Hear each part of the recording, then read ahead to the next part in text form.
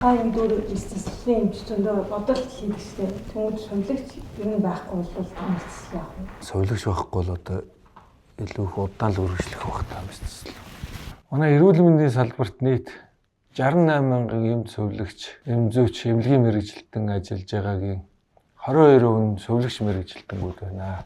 Сувилагч мэргэжил бол маш их онцлогтой. Хүний амь нас эрүүл мэндийг сахин хамгаалахад маш их өндөр үүрэг роль гүйцэтгэдэг.